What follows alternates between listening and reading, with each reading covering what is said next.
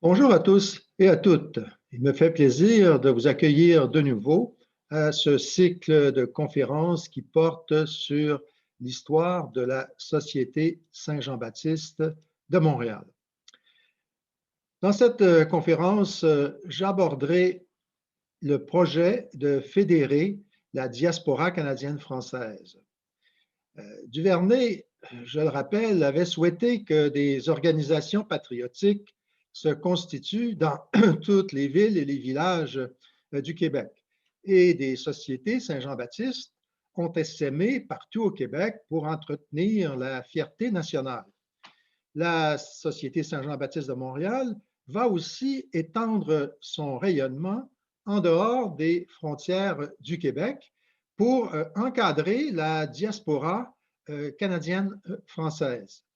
Il faut savoir que du milieu du 19e siècle jusqu'à la fin du 19e, la population canadienne-française a connu une décroissance en raison de l'immigration de 900 000 Canadiens français dans les États américains à proximité de la frontière du Québec.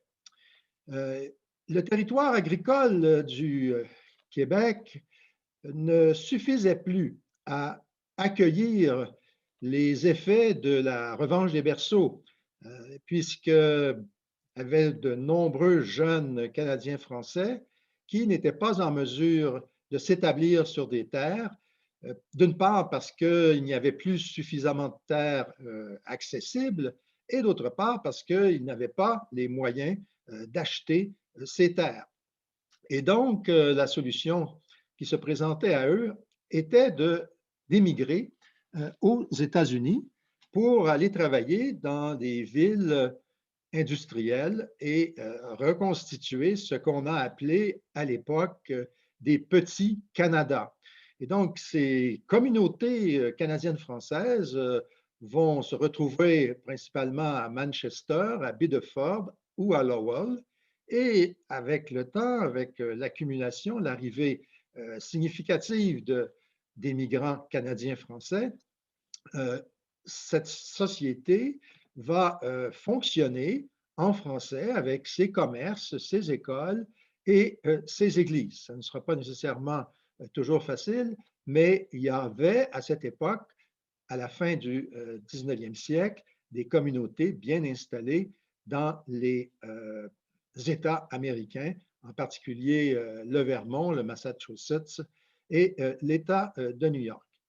Il faut aussi rappeler que ce phénomène migratoire vers les États-Unis va s'accompagner d'une migration vers l'Ouest canadien où des missionnaires canadiens-français vont implanter de petites communautés de Canadiens français. Alors, on estime qu'à l'époque, qu'un francophone sur 5 qui était né au Canada vivait aux États-Unis à la fin du 19e siècle. Et donc, il fallait encadrer ces communautés françaises. Alors, la Société Saint-Jean-Baptiste va donc organiser la mise sur pied de sociétés Saint-Jean-Baptiste comme celle de Montréal, et on va en établir un certain nombre aux États-Unis pour conserver en terre étrangère les caractéristiques de la nation. Donc, ces associations, comme celle de Montréal, devaient préserver la langue, la religion, les coutumes et devaient organiser des assemblées mensuelles pour enseigner le patriotisme. Et ces sociétés devaient aussi organiser des défilés pour la fête nationale du 24 juin. Ces sociétés sont aussi calquées comme sur celles de Montréal parce qu'elles pratiquent l'entraide mutuelle en soutenant les déshérités, comme ça se pratiquait aussi à Montréal. Alors, pour fédérer ces différentes sociétés Saint-Jean-Baptiste, on a pensé organiser de grandes conventions nationales. On en organise 3, une en 1874, une en 1880 et une autre en 1884. L'idée de ce rassemblement des Canadiens français du Canada et des États-Unis a été lancée par Laurent Olivier David en 1872. Et pour organiser cette première convention nationale, il va lancer une lettre d'invitation où il explique le but de ce rassemblement qui était d'affirmer la solidarité nationale des Canadiens français. Je cite un extrait de cette lettre d'invitation qui s'adresse aux sociétés Saint-Jean-Baptiste réparties à travers les États américains. Alors, cette grande démonstration, disait-il, aura pour effet de resserrer les liens qui doivent unir les enfants d'une même patrie, leur apprendre à s'aimer et à se respecter davantage en se connaissant mieux. Elle donnera un tel spectacle de force et de vitalité que tous seront forcés d'avouer qu'il y a de belles destinées pour la race française d'Amérique. Le 24 juin, donc 1874, il y a 40 sociétés nationales Saint-Jean-Baptiste du Canada, auxquelles s'ajoutent 28 sociétés Saint-Jean-Baptiste des États-Unis qui vont se réunir à Montréal. On estime qu'il y a eu environ 18 000 Franco-Américains qui vont participer à cette convention nationale. On cherchait évidemment par cette manifestation de force à montrer que les immigrés canadiens-français étaient fidèles à leur patrie d'origine. Et donc, à cette occasion, le défilé du 24 juin sera particulièrement grandiose puisque les marchands de Montréal vont pavoiser les devantures de leurs boutiques et il y aura des slogans qui sont très révélateurs de l'état d'esprit de l'époque. Un, entre autres, « Soyons loyaux à la Grande-Bretagne, mais français ».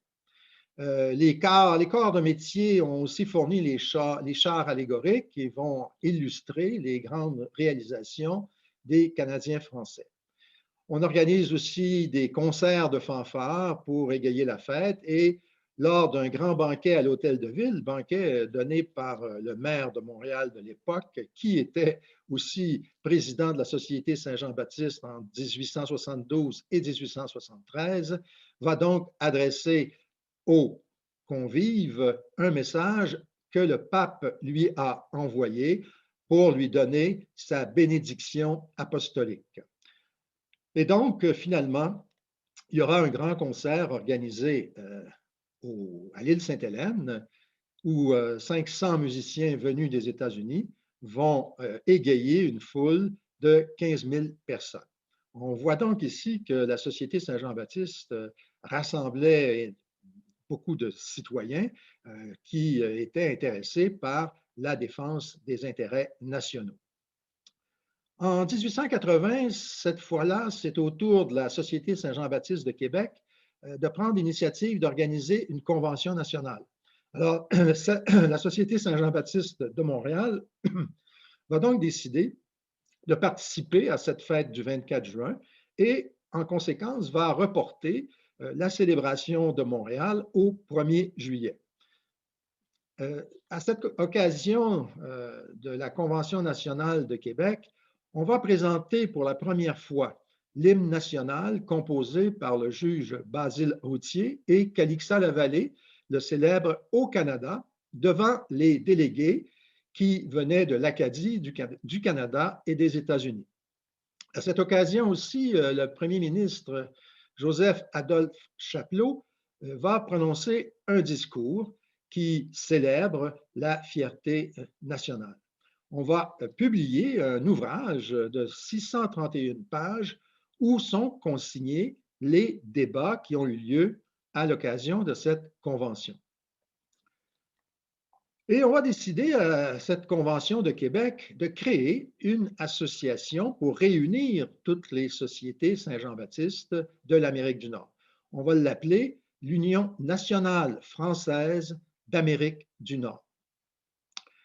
Alors, on va adopter aussi une devise assez classique, l'union fait la force, et comme drapeau, cette Union nationale française se donne le drapeau de la France. Mais il n'y a rien de concret sur le plan organisationnel qui sortira de cette Convention nationale de Québec.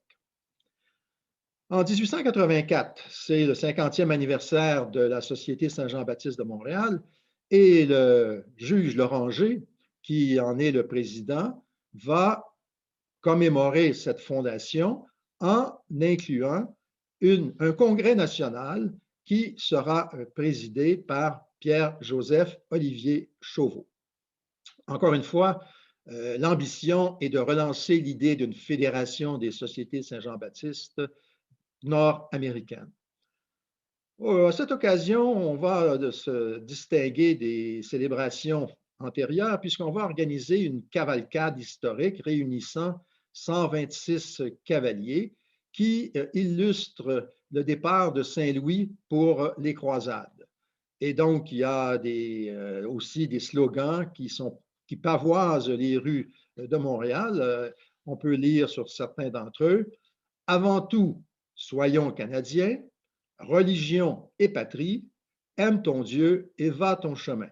On voit encore une fois comment les références religieuses sont à l'avant-plan des manifestations patriotiques.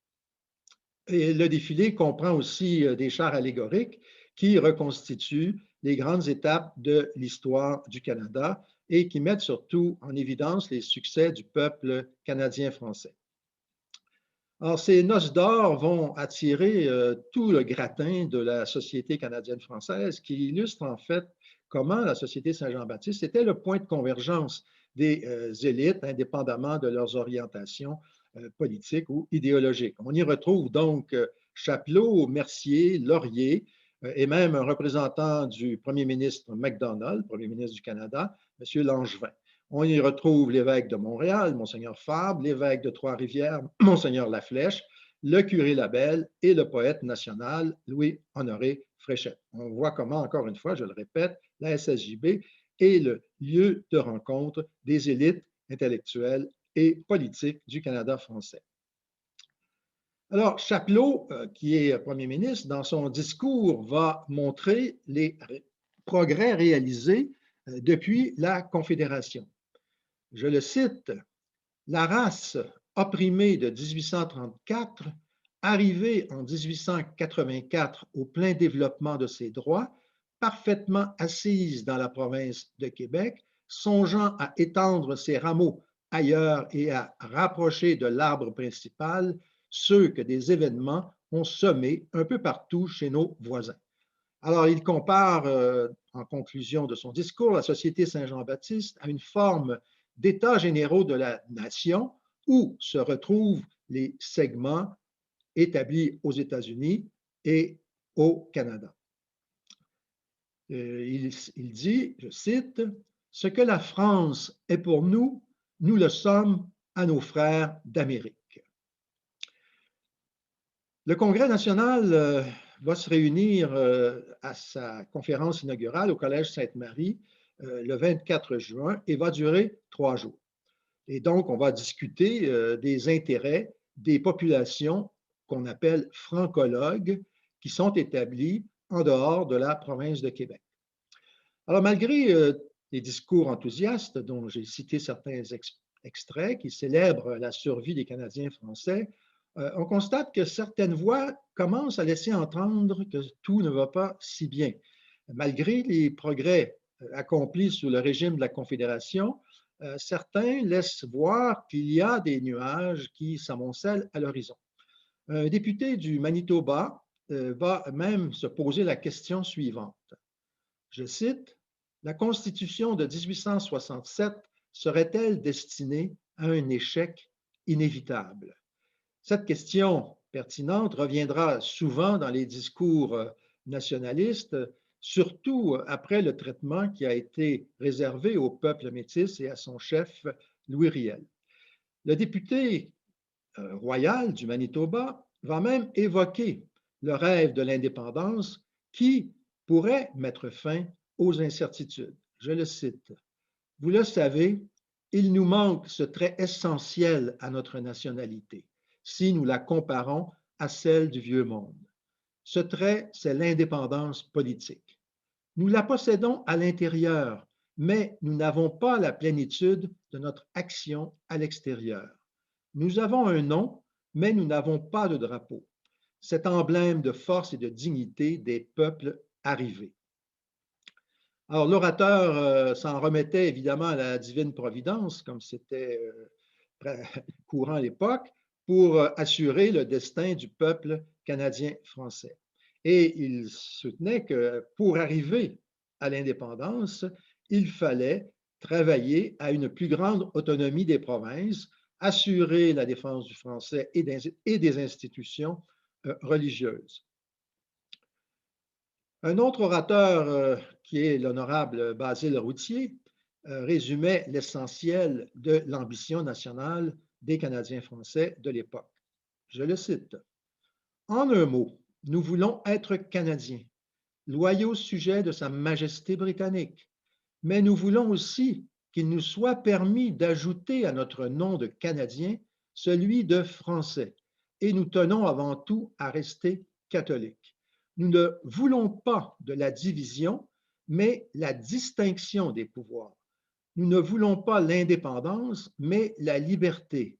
Nous ne voulons pas un État dans l'État, mais une grande famille distincte des autres familles de la nation canadienne. On pourrait penser que cette déclaration est l'ancêtre du concept de société distincte qui sera mis de l'avant par Robert Bourassa à la fin du 20e siècle.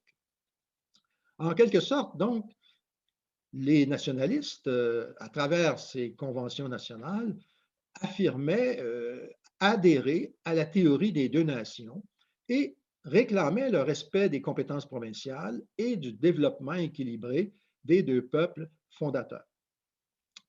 Le juge Loranger, qui est à l'origine de ces célébrations et de ces conventions, va appeler encore une fois à la création d'une organisation fédérant toutes les sociétés Saint-Jean-Baptiste. Mais encore une fois, cette réunion ne donnera pas de résultats concrets sur le plan organisationnel.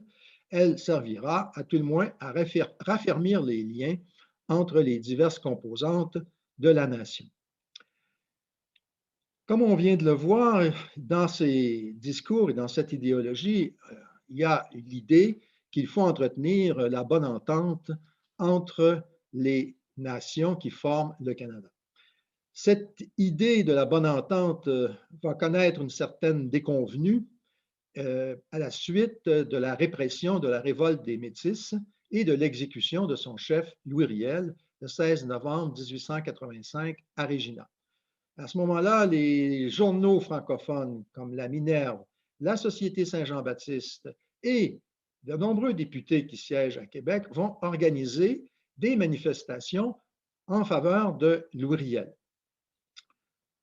Celle qui sera organisée au Champ de Mars le 22 novembre 1885 va réunir au-delà de 50 000 personnes qui protestent contre l'injustice canadienne et qui demandent à tous les Canadiens français de s'unir pour défendre leurs droits. Ces lettres de protestation, ces pétitions, ces manifestations n'auront pas d'effet et l'orangiste MacDonald va rester inflexible et il va même dire que toute cette agitation des Canadiens français ne sera qu'un feu de paille. Il aurait déclaré que Riel serait pendu même si tous les chiens du Québec aboyaient en sa faveur.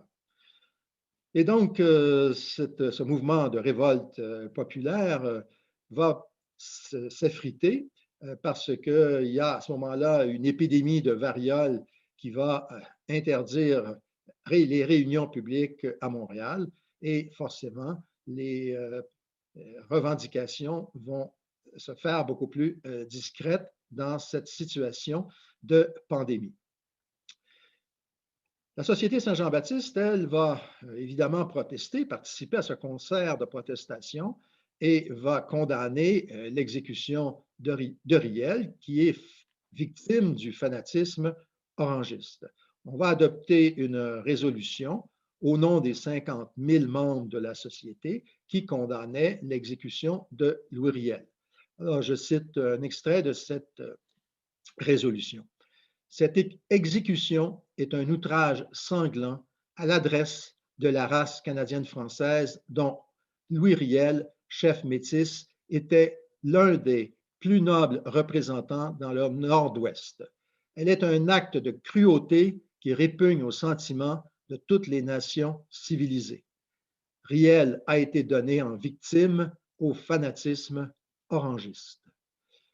On va donc proclamer un deuil national et on va organiser un service funèbre à l'église Notre-Dame pour le repos de l'âme de ce martyr de la cause nationale. L'Église, fidèle à sa loyauté au pouvoir établi, va faire obstacle à cette cérémonie et va chercher à réduire l'importance en interdisant qu'il y ait une procession dans les rues, en interdisant qu'on déploie des bannières de deuil et en interdisant qu'on fasse sonner les cloches. Donc, la société va tout de même procéder, va réussir à tenir cette messe et va accepter les conditions imposées par l'évêché. Cette messe va donc être célébrée le 4 décembre devant 7000 personnes. Finalement, ce sentiment de colère qui s'exprime dans la population à l'occasion de l'exécution de Louis Riel va se traduire politiquement par l'élection du 14 octobre 1886 qui va porter au pouvoir le Parti national, qui est une coalition formée de libéraux et de conservateurs qui sont mécontents et qui vont donc adhérer à l'idée de Mercier qui veut institutionnaliser l'idée que la province de Québec est l'État national des Canadiens français. Ce même Mercier, en 1889, va lancer un vibrant appel à l'unité nationale, ce qui est le but de la Société Saint-Jean-Baptiste et qui est repris par ici le premier ministre du Québec. Je cite Honoré Mercier. Nous sommes divisés parce que nous avons hérité des qualifications partisanes de rouge et de bleu. Brisons, messieurs, avec ces dangereuses traditions. Sacrifions nos haines sur l'autel de la patrie. Et dans ce jour de patriotique réjouissance, au nom et pour la prospérité de cette province de Québec que nous aimons tant, donnons-nous la main comme des frères et jurons de cesser nos luttes fratricides et de nous unir. Ce projet donc d'union de la nation est remis à l'ordre du jour un peu plus tard. En 1909, on envisagera là aussi de créer une fédération nationale des Canadiens français et la Société Saint-Jean-Baptiste va réunir à Montréal du 22 au 24 juin, à l'occasion du 75e anniversaire de sa fondation, elle va réunir les représentants de 60 sociétés Saint-Jean-Baptiste. Il s'agit toujours ici de promouvoir les œuvres de la religion, de l'éducation, de la charité, d'influencer l'opinion publique et de répandre l'application des principes religieux dans la vie politique. Elle devait organiser donc cette fédération des colloques, des congrès pour discuter des thèmes qui sont chers au développement de la nation canadienne-française, le thème de la colonisation, de la coopération et des questions constitutionnelles. Ce sont des thèmes qui vont traverser le siècle suivant, qui vont donc être permanents dans l'histoire de la société québécoise. Et donc, en 1909, donc, on relance ce projet en voulant créer une fédération catholique des sociétés acadiennes et canadiennes françaises du Canada et des États-Unis. On voudra aussi exiger de la législature de Québec qu'elle légifère en fonction du respect de la langue française par les compagnies d'utilité publique. Autre thème donc qui sera récurrent au 20e siècle. On décide aussi de soutenir la Société du bon parler français pour améliorer la langue française. Évidemment, toutes ces bonnes intentions ne se matérialiseront pas et il n'y aura pas de suite à cette troisième tentative de constituer une organisation qui représente l'ensemble de la nation canadienne-française sur le territoire de l'Amérique du Nord. Ce qu'il faut retenir de cette histoire, de ce récit, en fait, c'est que la nation n'est pas reliée à un territoire défini. Elle s'étend là où il y a des Canadiens français et le Québec est perçu et défini comme étant le foyer national de cette diaspora canadienne-française. À la fin du 19e et surtout au début du 20e siècle, les Canadiens français vont perdre leur influence sur la scène fédérale, puisque de 1896 à 1911, le premier ministre du Canada était Sir Wilfrid Laurier, donc un Canadien français, mais avec la défaite de 1911, les Canadiens français sont moins bien représentés et défendus dans les institutions fédérales. Autre problème qui va se poser, c'est qu'on se rend compte que pour résister à l'assimilation, l'agriculture n'était pas nécessairement la bonne solution, puisque les Canadiens français quittent de plus en plus les terres agricoles pour se réfugier dans les villes où c'est l'anglais qui prédomine. Et donc, on va commencer à prendre conscience qu'il faut, pour assurer la survie de la nation, se préoccuper du contrôle de l'économie, puisque c'est par le travail, par l'économie, que le fait français pourra se perpétuer dans la société canadienne. Ce que nous analyserons plus en détail lors de notre 4e conférence. Merci de votre attention et à bientôt, je l'espère.